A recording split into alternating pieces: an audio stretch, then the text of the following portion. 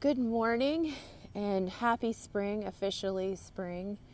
Welcome to my garden again. I'm Jenny, for those of you who are new, and I'm in the Mid-Atlantic in Maryland specifically, Zone 7, and I'm gardening on a hillside, so we have some extra special challenges to deal with. I had to work on one of my days off this week, so I wasn't able to get into the garden, which was fine because that day actually was super windy and I probably wouldn't have gotten a lot of work done anyway in the garden. So today I'm going to try and catch up and do a few things that need to get done here. The first thing, which I don't think you can see it behind me, is the walkway. So I have some really huge stones, which I'll show you in some clips in a bit, that need to be set up as stepping stones so that I can easily get up the garden here. This fence behind me is where the passion fruit is growing. Here's one of the stalks from last year, and it did pretty well. It did not fruit, and I don't expect it to fruit for another few years, but it was getting established. I have 6 of those growing along this fence line here. And we'll see sort of what it does this year. I'm really kind of excited to see what it does. But last week, I showed you the beds and a few of the things that were going on in the garden. The garlic is still coming up. I have a bare patch kind of in the middle. I'm not really sure what happened with that garlic there, but it's all one kind. So I'm going to assume something went wrong with that patch because the rest of the garlic is coming up. This was going to be a test to see which one I was going to grow in the future. I want to pick a hardneck and a softneck variety that I really like and that store really well. So that's kind of what I'm looking for, is the best hardneck and softneck here. I'm going to be planting some lettuces in that bed with the garlic. I'm going to see if the deer leave them alone. I suspect they will not, but they might. I mean, mixed in with the garlic, they may get confused. I'm not sure. But then I'll also be planting some things in this garden on the hillside, on the finished beds. I told you last week that some of the beds did not get compost because I ran out, and that's still true. I was not able to get compost. But we'll get to that. It's only 4 beds that are missing compost, so it's not critical. I can still plant things out in the rest of the beds. And I don't need that many beds for the early spring stuff. So the other thing that I got this week, I actually ordered it, and I wanted to make sure that I had things growing sort of in the walkways and also holding up the soil in front of the beds so it doesn't slump into the walkways. So I ordered some woolly thyme. It's a creeping thyme. It's really cute, and you can see it's got woolly leaves. And before anybody gets angry and says that's not native, well, there's a lot of not native things growing in my garden, some that I put here and some that I did not. Currently, the thing that grows really freely is called creeping speedwell. It's not native, and I'm okay with that too. I just would like to put in something that's a little bit more steppable underfoot and kind of releases a scent. And anyway, so this will mix in with the creeping speedwell. And then I also in the basement have some alpine strawberries that are meant to go in rock walls and on little slopes and things. And they'll also be there to fill in the gaps. And then also I have a whole bunch of rock walls, gardens that are just built from stone. Nothing I do generally is straight lines. I really dislike straight lines. You'll find that out about my garden. The only straight lines I have here are these beds that I built on this terrace because I had to. It wasn't by choice. This was just the most practical option for gardening on a hillside. If you're going to build terraces, generally they've got to be straight if you're doing it out of wood. And I'm not a great carpenter, so that was my choice. And I couldn't afford to buy stone, and I didn't think we would have enough stone to dig up. Just throwing that out there. We do live on a rocky hillside, but the stone there isn't like an indefinite amount of stone that I can, dig up. So that's the first couple things. I also am going to be pruning back the Nepeta, the catmint. It needs to be cut back because it's already starting to come out. The clumps are already starting to green up, so I need to go ahead and clip those back. And those have to be moved because they're actually in my squash bed. Well, where I'm going to put squash this year, squash and sunflowers. So I'll just be moving them. I'm not digging them up and getting rid of them. They're just going to be moved down the hill to probably the end of the driveway where they will show off there. And then if I run out, I'm going to be splitting them as well. If I run out, I'll get some more. But my variety of catmint, it's one of my favorite plants because it flowers. It's one of the earliest flowers in the season, and it goes all the way through. Mine was flowering in November last year, and it wasn't an incredible number of flowers in November, but it was pretty solid blooms through mid-October, and then it started to peter out.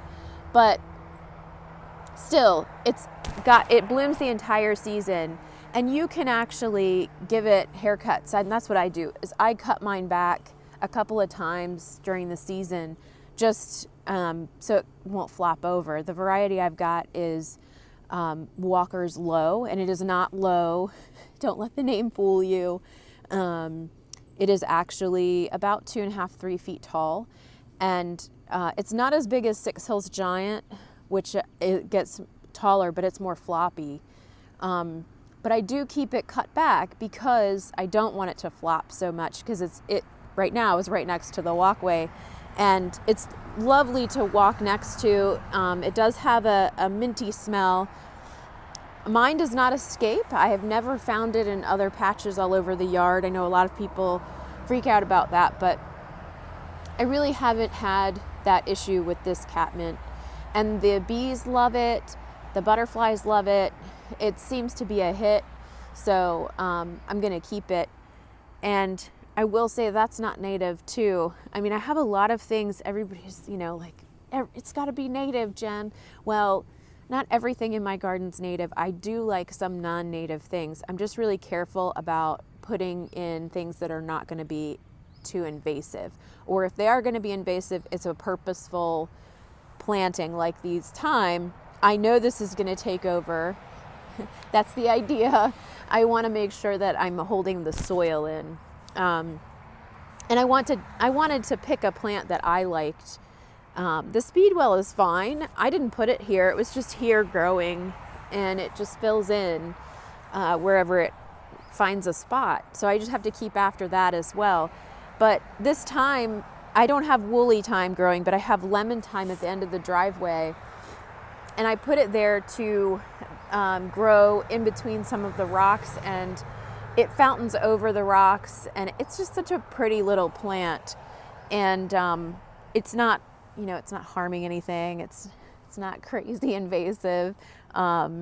So again, I don't have only native plants in my garden, and I don't want you to get the impression that I only grow native things, because I definitely don't. Anything that you grow that's, like a vegetable crop that is not from here, that's not native either. So, if you're going to be truly gung-ho about only growing native foods and things, you're going to be kind of limited to what you can grow, and also native plants. So I don't limit myself. I do focus on natives. I want you to know that. So my flowers and things, I do focus on a lot of natives because I want to feed the bees and the butterflies and everything.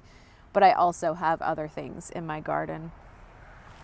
So if I have time today, walkway is the first thing. Probably won't have enough time to get these time put in. I only have 18 of them, but what I do, and what you can do too, is if you get a little square pot like this, you can actually quarter it.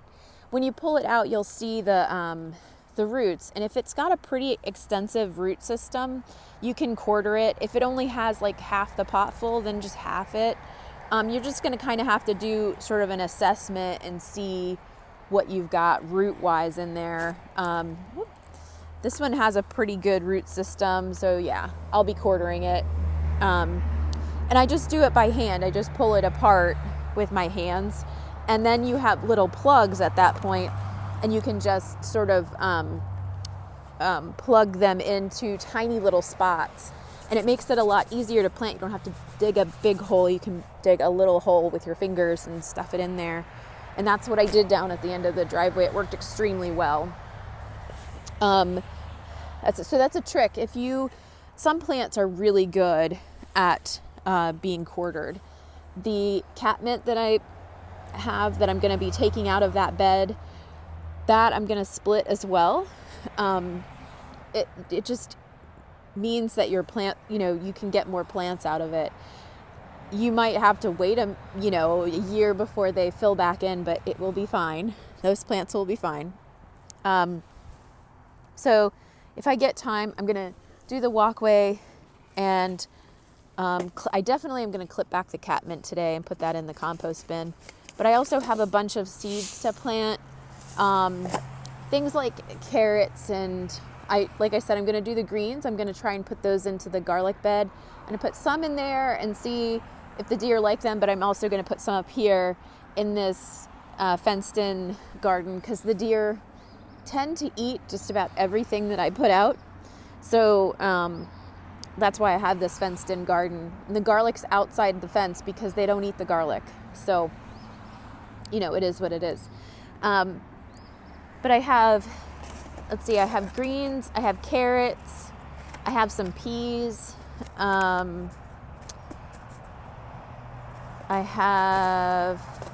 not going to put the beets out just yet. Oh, kale. I have some kale. I love kale.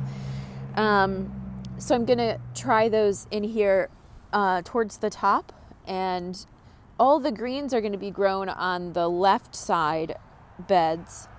And my sun-loving stuff is going to be on the right side beds, because the way that the sun hits this area when the trees are in leaf, which they aren't right now, so it looks like the whole bed is sunny. It's not.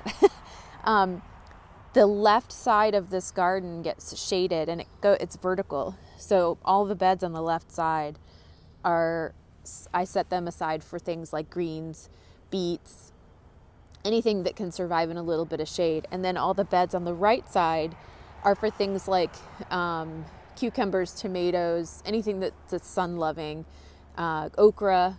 My okra has to go in here because the deer ate it last year. They love the leaves. They didn't eat the pods, but they ate the leaves.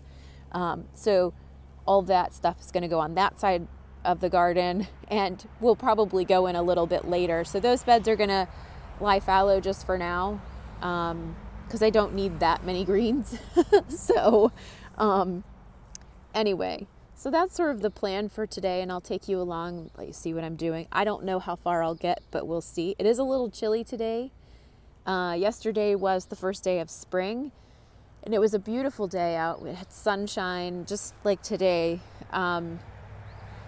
And today's supposed to get in the 50s, I guess. So we'll see. I don't want to get too cold or anything out here. And working with stone, if you've ever worked with stone, and it's cold out, and holding sand, your hands get real chilled pretty easily, because you're holding cold rocks and sand and everything else. And to build this walkway, that's what I'm doing, is I'm digging in, tamping the ground down, putting some sand down, and then smushing in the stone so that I have a solid walk space. So that's pretty much it for today, and probably the rest of this week I'll be working on these projects. But I'll take you along and show you what's happening, and then we'll check back in.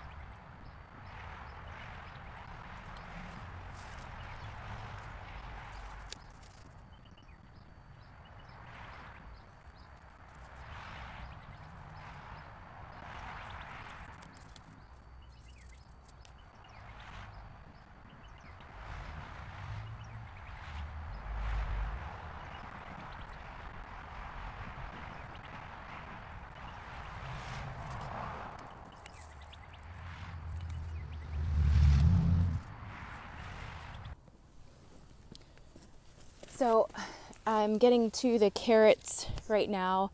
I decided just to do carrots today rather than all the greens. It's getting pretty sunny out, and I generally don't work in the sun because it's too hot and I burn.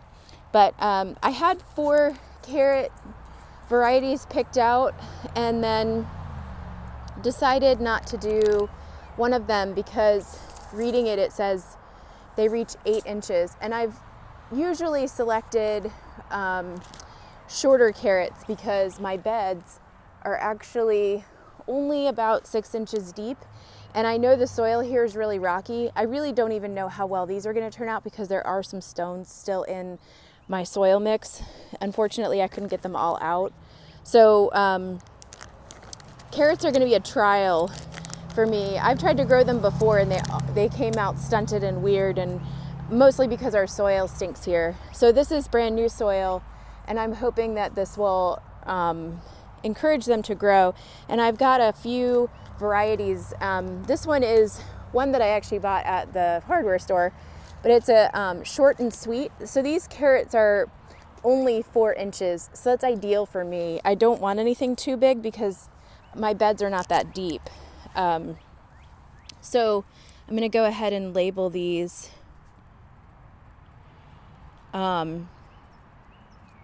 Otherwise I will forget. Forget what I've put in there. This one is an Atlas carrot, and I don't have a ton of information about it, so we'll see how well it grows. I don't know how it's supposed to look. But again, I've been choosing varieties that are shorter just because of my beds and my soil here. This is, like I said, it's brand new soil, but I did have rocks from the soil that's underneath it mixed in. So we may still have issues. This one is a Yellowstone carrot. And again, I don't know how big it's supposed to get, but we'll see. So anyway, I did some carrot planting, and if you've never planted carrots, you don't need to plant them very deep. And in fact, you can really just lay them on top of the soil. I'm going to give these a good water real quick, and then actually I'll show you what I'm going to do for them, because your seeds can blow away pretty easily. And you really want a light water. In fact, this nozzle is probably too harsh for them. They can easily get washed away. You want to make sure your seeds are not going to get washed away, so you really want a flat surface. And you want a really light watering tool. This is a little bit too heavy. But then you can put boards on top so that your seeds won't blow away or get washed away. If you have a heavy rainstorm or something, they're not going to go anywhere. They're not going to wash down, all down to my corners or anything like that. So this is just to kind of keep them in place until I see green underneath. So you have to check them every day. They will start to germinate pretty quickly. So I'll be out here checking them every day. And then once they germinate, you take the boards off. They can't stay on because they obviously need sunlight. So that's sort of the key with carrots. You could probably also lay plastic on top or anything just to kind of keep the soil from washing down and the carrot seeds with them. That's the key with them. But other than that, I think I'm going to hold off on planting the greens, like I said, and I'll do that for another day this week and get it to you next week. So that's going to be it for today. I think it's going to be a good week. I'm looking for some warmer temperatures and getting out into the garden this week. I'm hopeful. that it won't rain too much, and that we will have some nice warm temps. I'm looking forward to seeing my catmint come back. It's one of the things I look forward to every year. And you saw that I cut it back, and there are green leaves poking up from the bottom, so that's exciting. And I'm looking forward to seeing how those carrots do, because like I said, my soil is kind of crummy, and in the past years that I've done carrots, they've really come out wonky and crummy because the soil is just so thick, and it's also full of stones. So hopefully this new soil is going to give them a great start. And even though I'll have short stubby carrots, I'll at least have carrots, which is great. So yeah, I'll leave you for now. Happy spring, and I hope you had an excellent, if you celebrate Ostara or the vernal equinox, I hope it's been great. I hope the frogs are calling. We are starting to get our wood frogs calling up here on the mountain. So spring is finally here, and there's still so much to do in the gardens, and I'm sure that you all are busy as well. So I wish you a great day, and I'll catch you outside.